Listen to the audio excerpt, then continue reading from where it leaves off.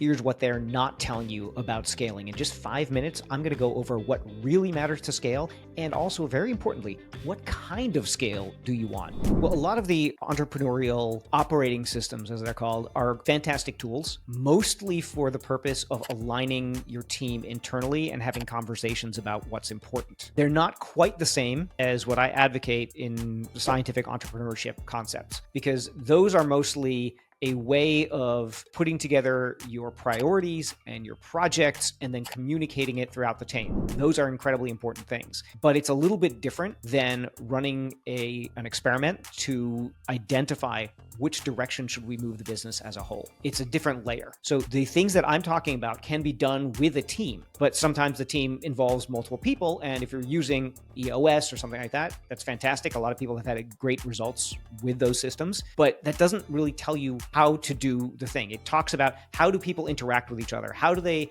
have a common and shared goal? But it doesn't tell you what is the process to determine the next one thing I should be working on, and then what is the one experiment that I should be running, and what is the one metric that I should be watching at the time. So it's different and complementary. I don't think that it's an either or, it is a both. When you think about running an experiment, some people who are more sciencey types of people say, well, there's not enough data here, right? They say, well, to run an experiment, we would have to have thousands and thousands of customers. Otherwise, it's not statistically significant. And they're correct when they're thinking about it in terms of if you want to run a true scientific experiment. But what we're trying to do here is shortcut things and spend less money and less time, so it becomes acceptable to get directional data. So what you're trying to do is have a small, quick, targeted experiment. Going back to when I started my e-commerce business, I'd run a small targeted experiment for $50 to just get directional data. Was it statistically significant? No, but I can tell if something was completely off. And just by chopping off the stuff that is really terrible and stopping myself from going down rabbit holes, iteratively, I can tell, okay, well, this is just really bad. This is really bad. This might be really good, but I need to run this experiment again to see if it's going to be good consistently. So by iterating faster and throwing away the really bad stuff and saving yourself from bad decisions, that allows you to move a lot faster. So it's not always about having a statistically significant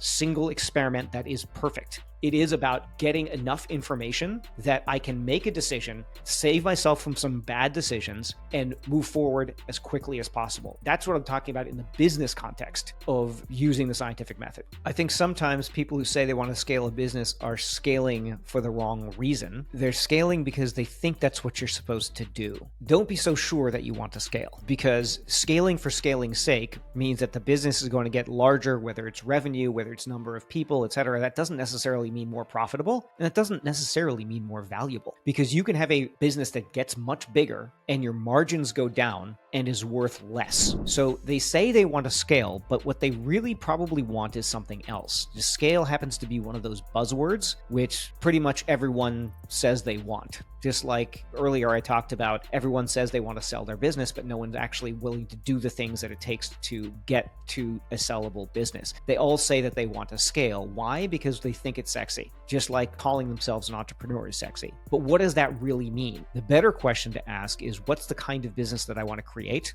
And what does that need to look like? And then how do I get there? And maybe you're using scale as some kind of shortcut for that, but they're usually not. They're usually just thinking that they want more sales. But that comes with its own host of problems, because just selling more without fixing the delivery is a recipe for just people finding out that you have shitty delivery. So I'd like to take a step back when someone says, I want to scale my business, say, okay, well, what does that mean? Can we define what you mean by scale? Do you mean scale in profit? Because that might not necessarily be more sales. That might mean better margins and changing how you deliver. Do you mean more team members? Then I'll ask you, why? Is that just a vanity metric? I mean, wouldn't you rather have more profit than a bigger team? What do you really mean by scaling? So there's a lot of discussion about it, but I'm not sure people really have a precise understanding of what that means or what they need to do. And when you're just saying a buzzword like I want to scale, how does that help you understand what the thing is you need to do?